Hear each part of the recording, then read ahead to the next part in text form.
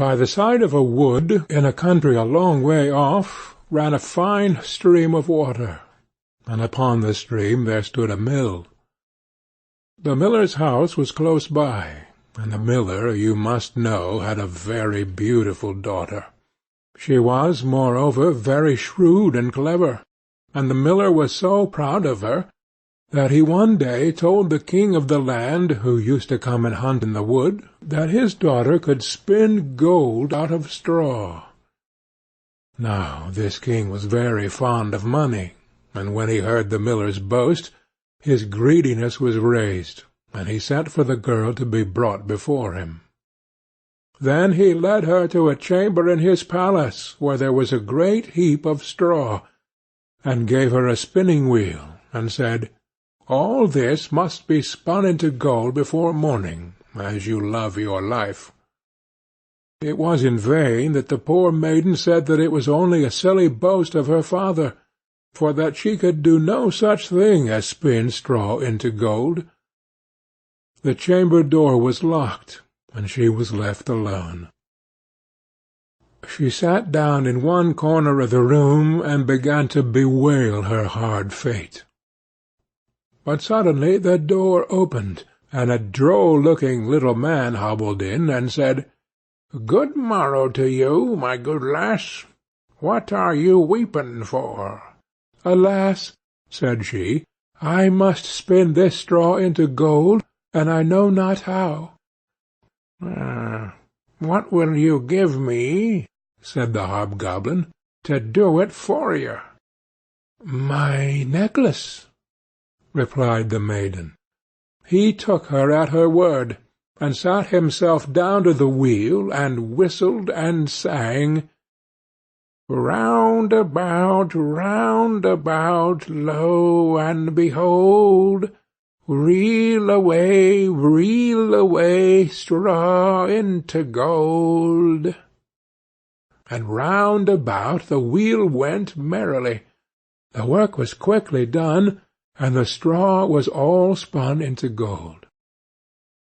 When the king came and saw this, he was greatly astonished and pleased, but his heart grew still more greedy of gain, and he shut up the poor miller's daughter again with a fresh task. Then she knew not what to do, and sat down once more to weep, but the dwarf soon opened the door, and said, "What will you give me to do your task?" "The ring on my finger," said she.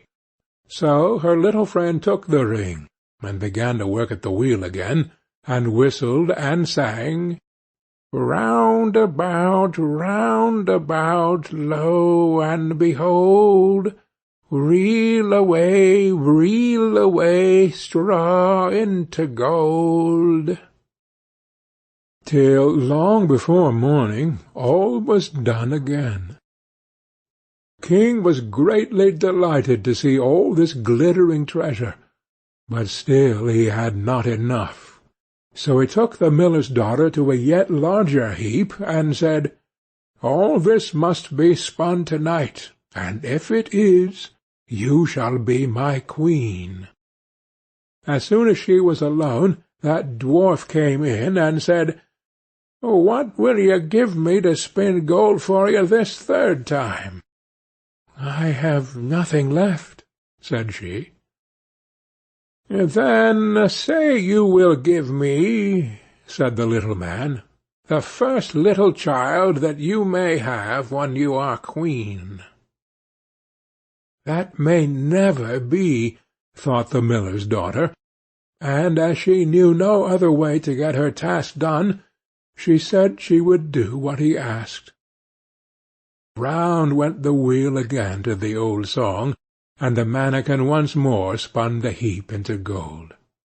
The king came in the morning, and finding all he wanted, was forced to keep his word. So he married the miller's daughter, and she really became queen. At the birth of her first child she was very glad, and forgot the dwarf and what she had said. But one day he came into her room, where she was sitting playing with her baby, and put her in mind of it. Then she grieved sorely at her misfortune, and said she would give him all the wealth of the kingdom if he would let her off, but in vain, till at last her tears softened him, and he said, "I will give you 3 days' grace, and if during that time you tell me my name, you shall keep your child." Now the queen lay awake all night, thinking of all the odd names that she had ever heard, and she sent messengers all over the land to find out new ones. The next day the little man came, and she began with Timothy, Ichabod, Benjamin, Jeremiah, and all the names she could remember. But to all and each of them he said, "Madam, that's not my name." The second day she began with all the comical names she had heard of, Bandy-legs, Hunchback, Crookshanks, and so on. But the little gentleman still said to every one of them, "Madam, that is not my name."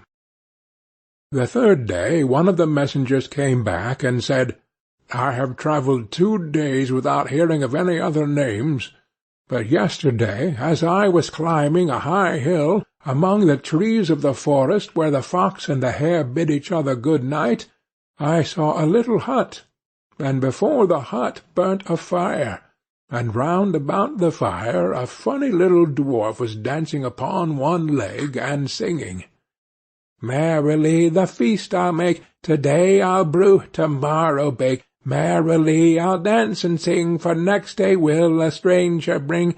Little does my lady dream, Rumpelstiltskin is my name.'" When the king heard this, she jumped for joy, and as soon as her little friend came, she sat down upon her throne, and called all her court round to enjoy the fun. And the nurse stood by her side with the baby in her arms, as if it was quite ready to be given up. Then the little man began to chuckle at the thought of having the poor child to take home with him to his hut in the woods, and he cried out, "Now, lady, what is my name?"